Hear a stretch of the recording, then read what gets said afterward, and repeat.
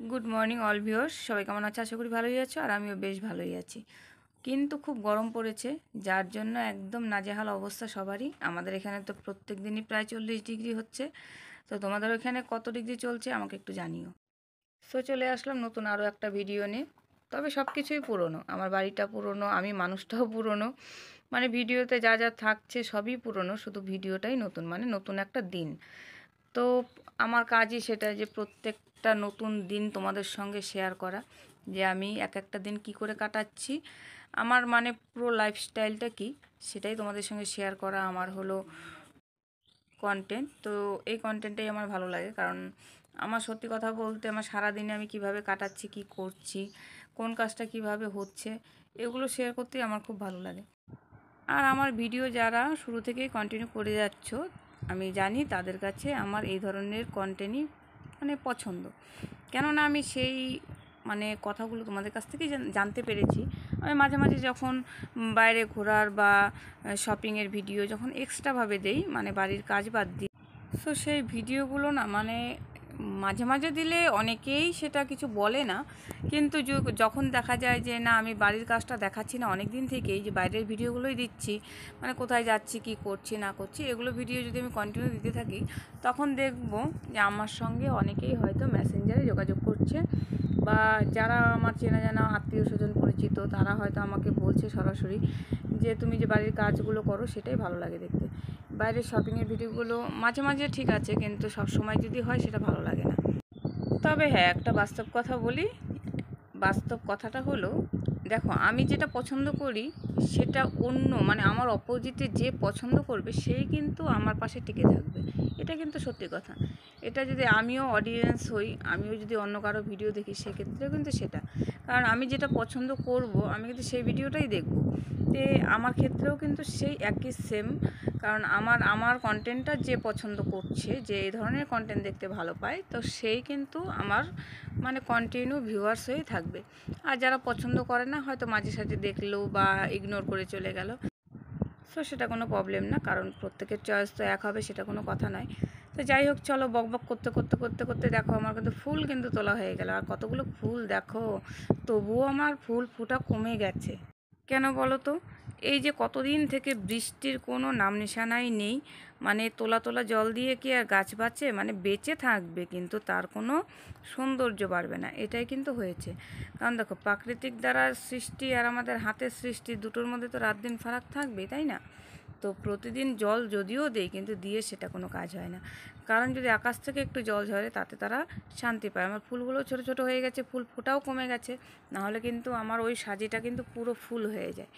তো যাই হোক, এবার কিন্তু আমি বিছানা গুছাতে চলে আসলাম। মানে রোজকার একই কাজ, রোজকার একই কাজ নিয়েই চলে আসি। তো কি করা যাবে, আমাদের যেটা কাজ সেটাই তো করতে হবে, না করেও তো উপায় নেই। তো সংসার বলতেই কাজ, আর সংসার বলতেই দায়িত্ব। তো আমাদের যেটা দায়িত্ব সেটা তো পালন করতেই হবে। আর একটা সত্যি কথা বলতে, কি বলো তো, আমি কখনোই নিজের দায়িত্ব কর্তব্য কোনোটা থেকে পিছিয়ে আসাটা পছন্দ করি না। তাতে যত সমস্যায় থাকুক, যাই থাকুক, কিন্তু সেটা কীরকম বলো তো, মানে বলতে গেলে এখন দেখো অনেক কথা বলতে হয়।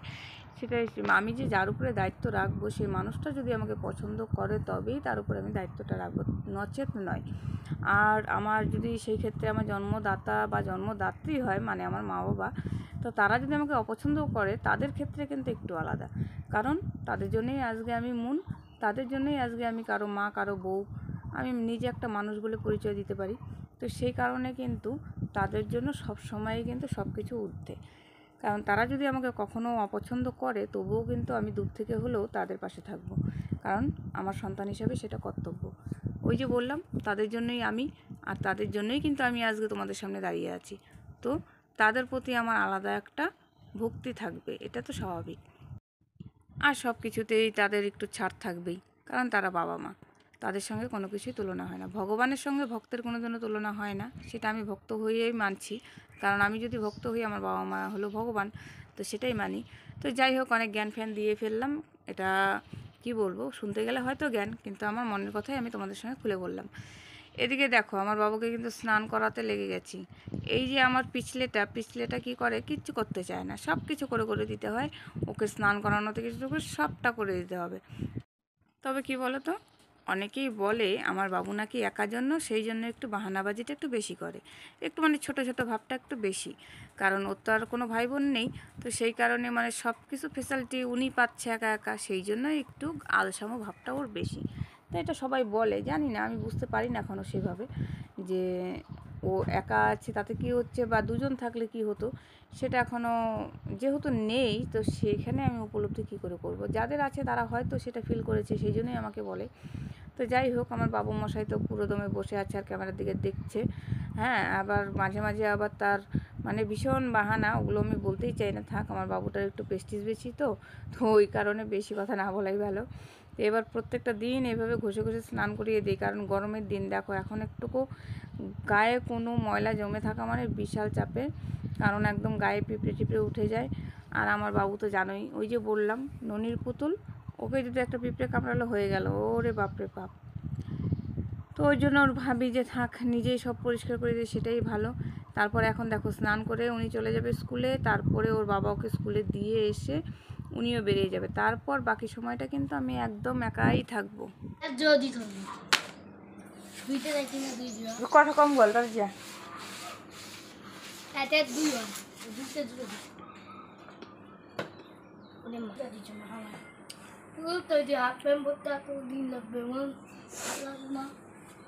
যা, ভিডিও বড় হইতেছে, যা টাটা করে যা।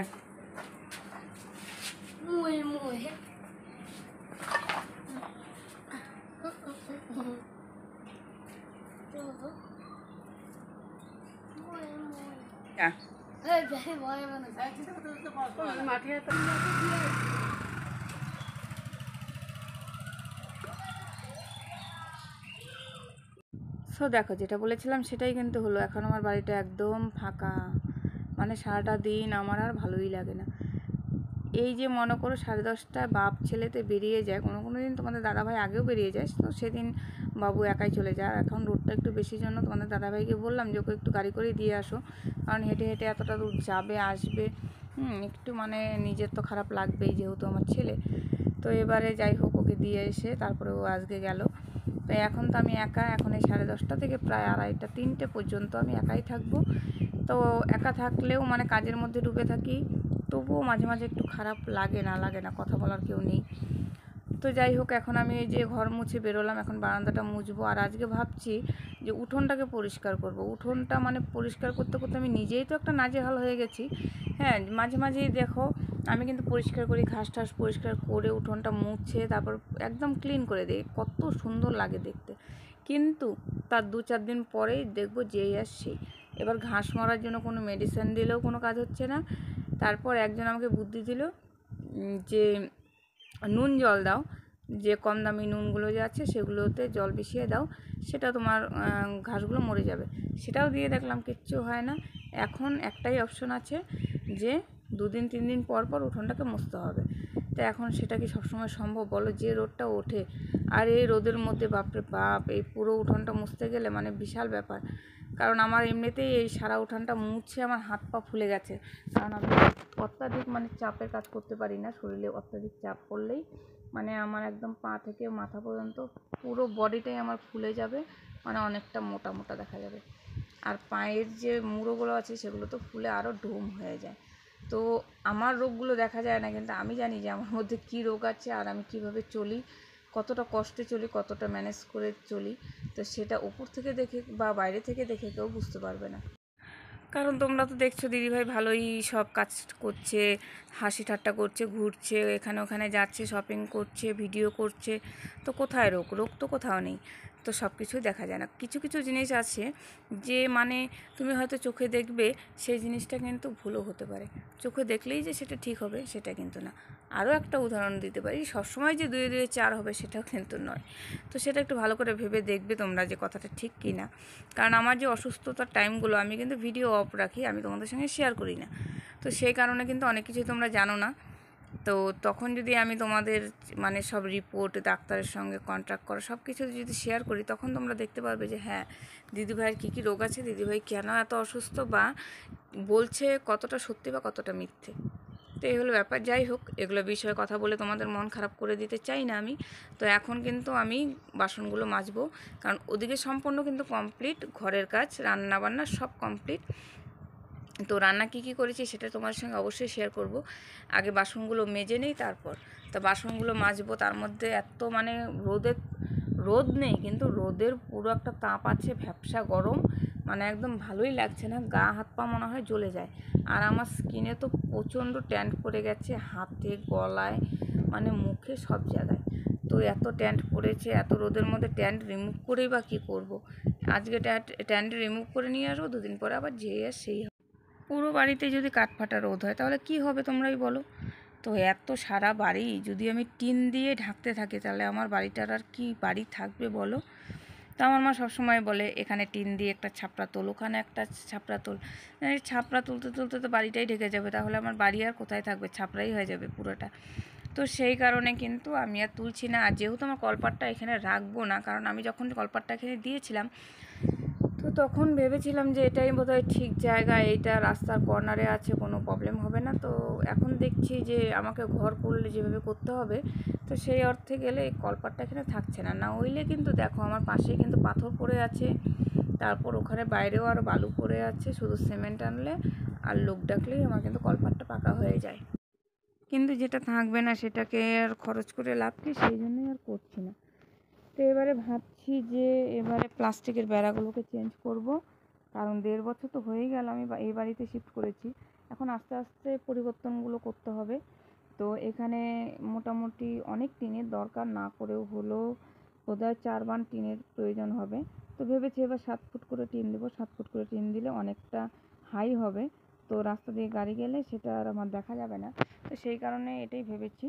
তো এখন দেখা যাক কবে কি হাত দিই, এখনও সেরকম প্রিপারেশন নেওয়া হয়নি, কারণ এদিকে কিছু ঝামেলা আছে, সেগুলোকে একটু মানে মিটিয়ে নিয়ে তারপর একবারে হাত দিব। মানে এক একটা পাশ করে করব, একবারে দুটো পাশ করা সম্ভব হবে না। আরও একটু অন্যরকম কাজ আছে, সেটা তোমাদের সঙ্গে যখন করব তখন অবশ্যই শেয়ার করব। এখন আর বকবক করে সব বলে দিলে ইন্টারেস্ট কিছুই থাকবে না। আর এদিকে দেখো, কথা বলতে বলতে এদিকে কিন্তু বাসন কুসন মাজা ধোয়া সব শেষ। এখন গেলাম একটু রাখতে। তো এবার বারান্দাতেই রেখে আসলাম, কারণ এখানে জামা কাপড় কটা ভিজাবো। ভিজিয়ে এটা ভিজতে ভিজতে আমি দেখি উঠোনে নামবো। আর এদিকে কিন্তু বেলা বেজে গেল 11টা। তো 11টা বাজতে চললো, উঠোনে এখনও হাত দিতে পারলাম না। এখন উঠোনে গিয়ে যে আবার কতক্ষণ লাগবে সেটাও তো বলতে পারছি না, কারণ উঠোনে ঘাস তুলতে হবে, তারপর মুছতে হবে। তো ঘাস তোলার মোছায় দুটো একসাথে করতে গেলে কিন্তু অনেকটা টাইমের ব্যাপার। তো সেই জন্যই ভাবছি যে আমি ঠিক পেরে উঠবো কি না দুটো একসাথে করা। তো আগে ট্রাই করি ঘাসটা তুলি। তো ঘাস তো তুলতে তুলতেই দেখবো যে কতটা কি মুছতে পারি। যদি পুরোটাও না পারি, অর্ধেকটা মুছে রাখবো। তো যে এমনিতে ভ্যাপসা গরম, মানে হাত পা তো মানে কীরকম যে জ্বালা পোড়া করে, মানে বোঝার মতো না। তো চলো উঠোন পরিষ্কারে লেগে যাই এখন। তো এই যে দেখো, এখানে উঠোন পরিষ্কার করতে শুরু করলাম প্রথমেই গেটের সামনে থেকে। মানে এদিকে ছোটো ছোটো ঘাসগুলো হয় না, দুপাশ দিয়ে হয়, মাঝখানে তো হাঁটাহাঁটি হয়, যার জন্য হয় না। কিন্তু উঠোনের মাঝখানটায় প্রচণ্ড গুঁড়া গুঁড়া ঘাস, বাপরে বাপ, এগুলো তুলবো যে কখন, মুছবো যে কখন, কে জানে। কিন্তু কি ভাবছিলাম যে এটা তুলতে তুলতেই যে উঠানে গেটের সামনেটা শুধু মুছবো। তো গেটের সামনেটা মুছলাম ঘাসগুলো তুলে, তারপর কিন্তু আবার ভাবলাম আরেকটু মুছি করতে করতে কিন্তু পুরো উঠানটাই আমার মোছা হয়ে গেছে। তো এবার দেখো ঘাস কিন্তু পরিষ্কার করতে লেগে গেছি আমি একদম পুরো কোমর বেঁধে। কিন্তু এই পরিষ্কারের আমার কোনো দাম নেই, সেটা তোমরা সবাই জানো, কারণ আজকে পরিষ্কার করবো, কদিন পরে আবার যেই আর সেই হবে। মানে আমার বাড়িটাকে আমি এই ঘাসগুলোর জন্যই পরিষ্কার রাখতে পারি না। এখন যদি আমি নতুন বালি মাটি ফেলাই তাহলেই যদি এই সমস্যার সমাধান হয়, কিন্তু যেহেতু আমি বাউন্ডারিটা করিনি, মানে মাটি আটকানোর মতো কোনো ব্যবস্থা নেই, তো সেই কারণে কিন্তু আমি মাটি ফেলতেও পাচ্ছি না, কারণ এত মাটির দাম। তারপর যদি বৃষ্টিতে ধুয়ে চলে যায় অন্য কোথাও, তাহলে কিন্তু আমার পুরোটাই লস। তো সেই কারণেই কিন্তু আর মাটি কাটাটা হচ্ছে না।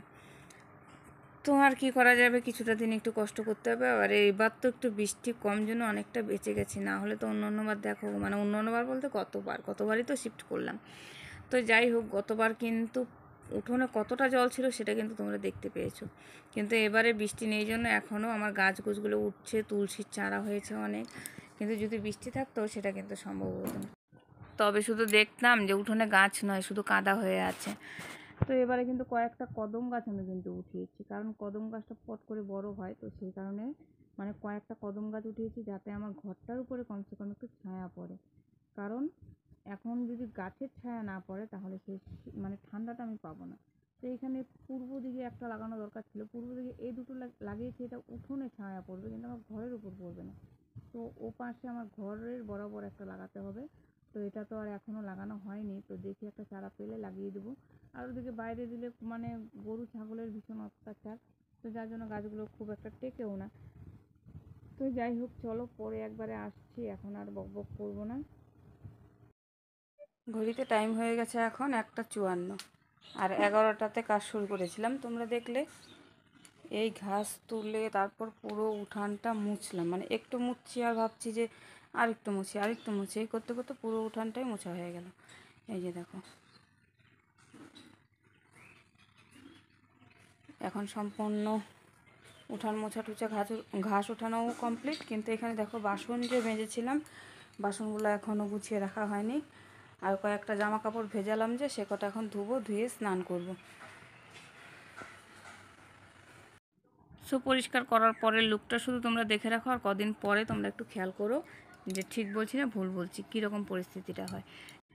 যাই হোক, ভিডিওটা এখানেই শেষ করব, আর ভিডিওটাকে বড় করা যাবে না। তো পরবর্তী ভিডিওর জন্য সবাই একটু ওয়েট করো, আর সবাই এভাবেই পাশে থেকো, ভালোবাসা দিও। সো সবাইকে টাটা, দেখা হচ্ছে আগামীকালকে নতুন আর একটা ভিডিও।